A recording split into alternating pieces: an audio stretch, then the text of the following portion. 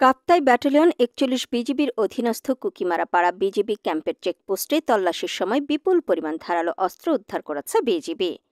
২৮ September আনুমানিক ভোর ৫:৩০টার দিকে বান্দরবান থেকে খাগড়াছড়িগামী একটি যাত্রীবাহী বাসে তল্লাশি চালিয়ে প্রায় ১০০টি লোহার তৈরি রামদা উদ্ধার করা হয়।